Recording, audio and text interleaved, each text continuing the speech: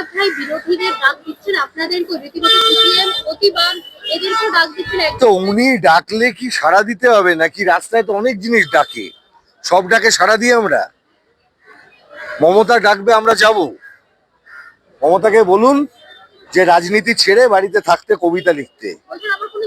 আরে ওনার ইগো থাক আর না থাক, একজন ইররিলেভেন্ট পার্সোনালিটি সম্পর্কে আলোচনা বন্ধ করে দেন, অপ্রাসঙ্গিক উনি। ওই চ্যাপ্টারটা ক্লোজ হয়ে গেছে। পশ্চিমবাংলার অন্ধকারতম 15 বছর ক্লোজ চ্যাপ্টার। এবারে কি বামেদের ফেরার একটা রাস্তা? লড়াই হবে, লড়াই হবে। আজকে মোস্তাফিজুর রহমান বিধানসভায় শপথ গ্রহণ করলেন, অবশ্যই। কি বলবেন? সিপিএম কে শূন্য ভেবেছিলেন, সিপিএম রইলো। যারা শূন্য ভেবে নাচানাচি করছিলেন, পার্টিটাই উঠে যাবে, উঠে গেছে ইতিমধ্যে, বাকিটা তুলে দেবো কয়েকদিনে। অপ্রাসঙ্গিক পার্টি সম্পর্কে, অপ্রাসঙ্গিক নেতা নেত্রী সম্পর্কে আলোচনা বন্ধ করে দিন। মমতা বন্দ্যোপাধ্যায় আর রাজনীতিতে প্রাসঙ্গিক নন। Trinamool Congress is no more relevant in politics, close chapter. বিরোধী দল হিসেবে কি আত্মপ্রকাশ করবে সিপিআইএমই তো বিরোধী দল ছিল, সিপিআইএমই বিরোধী দল। বামপন্থাই বিরোধী রাজনীতিতে আছে। আর তো কোনো আপনি কি মনে করেন যে বর্তমানে যারা শাসন ক্ষমতায় এলেন, অন্তত পক্ষে যিনি মুখ্যমন্ত্রী, তিনি কি তৃণমূলের থেকে খুব আলাদা ছিলেন? তৃণমূল থেকেই তো তার রাজনৈতিক জন্ম। এই দলের এই যারা ক্ষমতায় এলেন তাদের উপর কতটা আস্থা রাখছেন সরকার? কি আস্থা দেখুন, প্রথম এক সপ্তাহ এখনো তার শপথ গ্রহণের পর সময় কাটেনি। আমি আজকে দাঁড়িয়ে তো সরকারের সমালোচনা করে দেবো না, ওই রকম বোকা বোকা রাজনীতি আমরা করি না। তার জন্য 11 সালের যখন আমরা হেরে গেছিলাম, পরের দিন শপথ গ্রহণের দিন আমাদের হেরে যাওয়া সরকারের মুখ্যমন্ত্রী বুদ্ধদেব ভট্টাচার্য, প্রাক্তন হয়েছেন বিমান বসু, ডক্টর অসীম দাশগুপ্ত, পার্টির সিদ্ধান্তে তারা রাজভবনে মমতা বন্দ্যোপাধ্যায়ের শপথ গ্রহণ অনুষ্ঠানে গেছিলেন।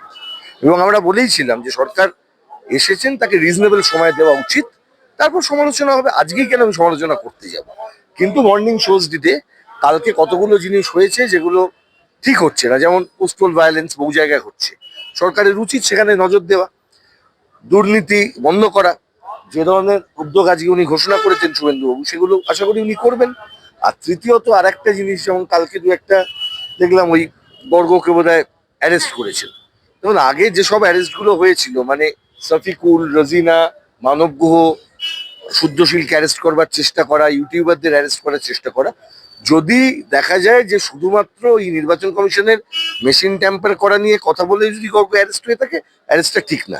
এটা শুভেন্দুবাবু খুব ভালো করে জানেন, কারণ উনিও সেই সময়ে এই স্বৈরতান্ত্রিক সরকার, তার অসংখ্য সিদ্ধান্তের শিকার তিনিও হয়েছেন।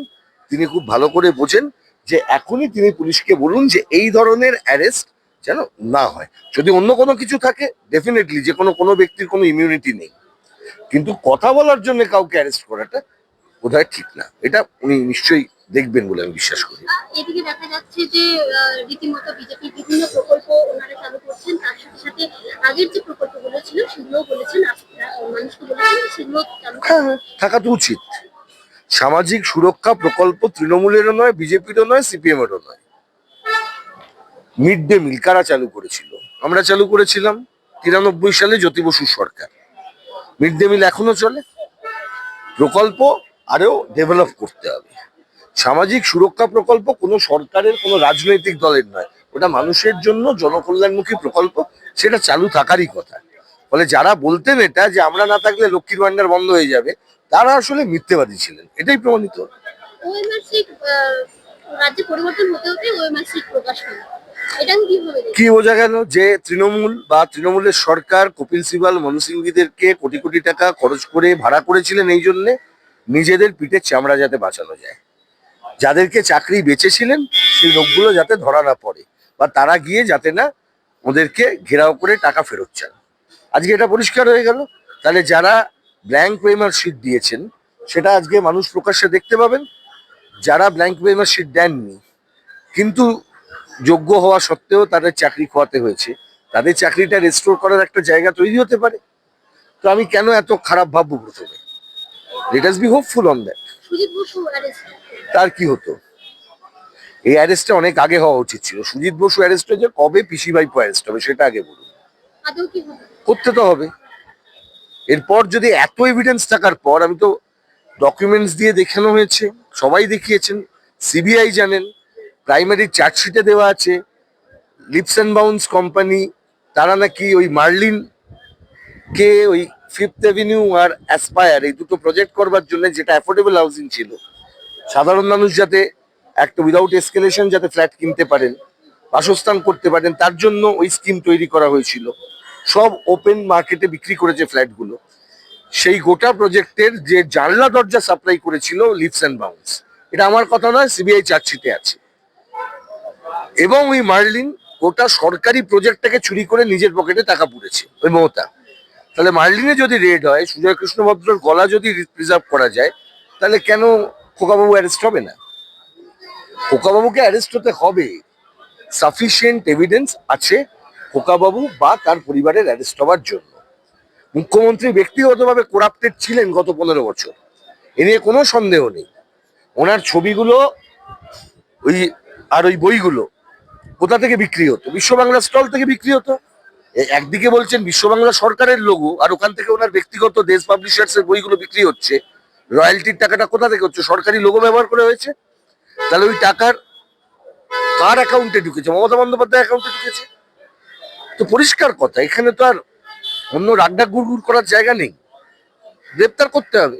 কিন্তু এরপর যাদের নাম উঠে আসছে, মদন মিত্র তো দেখছি অর্জুন সিং এর সাথে একসাথে। মমতা বন্দ্যোপাধ্যায় বলার পর আর অন্য কোনো নামের কোনো প্রশ্ন হয় না, কারণ ওটাই পোস্ট, বাকি সব ল্যাম্প পোস্ট ছিল। পোস্ট যদি চলে যায়, ল্যাম্প পোস্টরা যাবে, এতে অসুবিধা নেই। দাদা, একটা জিনিস আমরা দেখতে পাচ্ছি, তৃণমূল হেরে যাওয়ার পর থেকে কিন্তু তৃণমূলের বিভিন্ন মুখপাত্র থেকে দলের আরো বিভিন্ন নেতা নেত্রী তারা কিন্তু সম্পূর্ণ মোদের হাত ছেড়ে তাহলে তোমার কি মনে হয়, তাদের এই মুখপাত্রদের কি তুমি মনে করো এদের কোনো ইন্ডিপেন্ডেন্ট সত্তা ছিল? আমি যদি রাজনীতি করি, যে দল সেই দলের নেতা, আমি দল যেদিন হেরে গেলাম সেদিনকে আমি গিয়ে দলকে গালাগালি করতে শুরু করলাম, এদের কথার কোনো ক্রেডিবিলিটি আছে? গিরগিরিরও ক্রেডিবিলিটি থাকতে পারে, কিন্তু যারা রাজনৈতিক দল করার পর ভোটে হেরে যাবার জন্য, শুধুমাত্র সেই দল ভোটে হেরে গেছে বলে, দলের নেত্রী ভোটে হেরে গেছে বলে যারা দলের বিরুদ্ধে কথা বলে, এদেরকে বিশ্বাস করবেন না। গিরগিটির জাত থাকতে পারে, দল বদলুদের জাত হয় না। আগামী দিনে তৃণমূল দলটা কি থাকবে? এখনই তো দেখা যাচ্ছে তো তৃণমূলে উঠে গেছে, আমি তো প্রথমেই বললাম এই দল ওদিনকেই উঠে গেছে, 4 তারিখেই দুপুরের পর মায়ের ভোগে চলে গেছে দল। এতদিন কিছু হবে? সিপিআইএম কে শূন্য শূন্য করতো। সিপিআইএম তো ছিল, সিপিআইএম কে শূন্য দেখানো হয়েছিল, সিপিআইএম শূন্য ছিল না। সিপিআইএম যাতে বেশি করে না দেখা যায় তার জন্য কলেজের ইলেকশন বন্ধ রাখা হয়েছিল, কারণ ইলেকশন হলেই এসএফআই জিতবে বেশিরভাগ জায়গায়। সেই কারণেই পৌরসভার ইলেকশন গুলোয় ধানাই পানাই করা হতো, সেই কারণেই পঞ্চায়েত ইলেকশন গুলোয় আমাদের নমিনেশন তুলতে দেওয়া হতো না, কোঅপারেটিভের ইলেকশন বন্ধ করা হয়েছিল, সমস্ত জেলার যে সমস্ত প্রাথমিক শিক্ষা সংসদ নির্বাচন বন্ধ ছিল। এই কারণেই তো, যাতে বামপন্থী মানুষদের দেখা না যায়। দমকল মন্ত্রী হিসেবে দেখা যাচ্ছে রেখা পাত্র। ইনি আবার একটা ক্যাবিনেট কাউন্সিল অফ মিনিস্টার হিসেবে কাজ করুক, আমি এটাই চাই। এতদিন পর্যন্ত কাউন্সিল অফ মিনিস্টারের কোনো অস্তিত্ব ছিল না পশ্চিমবঙ্গে। একজন ব্যক্তি চালাতেন, নিজের মন মাফিক চালাতেন। পুলিশকে দিয়ে, সেক্রেটারিদের দিয়ে সরকার চলতো, আমলাদের দিয়ে সরকার চলতো। আমি চাইবো যারা ইলেক্টেড রিপ্রেজেন্টেটিভ তাদের দিয়ে সরকার চলুক। কারণ মনে রাখবেন, আমলার 5 বছর পর দায় নেই। একটা মন্ত্রী, একটা এমএলএ, তাকে 5 বছর পর ভোটে আসতে হয়, ভোট করতে হয়, যত খারাপই লাগুক না কেন তাকে আবার ভোটে জিততে হবে বা হারতে হবে। তার রেসপন্সিবিলিটি, ক্রেডিবিলিটি, এই জন্যই সংবিধান কাউন্সিল অফ মিনিস্টারটা ইলেক্টেড লোকেদের দিয়ে করতে বলেছিল। ডিজি কে দিয়ে, চিফ সেক্রেটারিকে দিয়ে কাউন্সিল অফ মিনিস্টার চলতে পারে না। ওরা আমলা, ওরা থাকবেন, ওদের গুরুত্ব আছে, কিন্তু মন্ত্রিসভাটা মন্ত্রিসভার মতন চলুক, সেটাই আমাদের চাহিদা আপাতত। আগে সিস্টেমটা ইন অর্ডারে আসুক, তারপর ভাবা যাবে।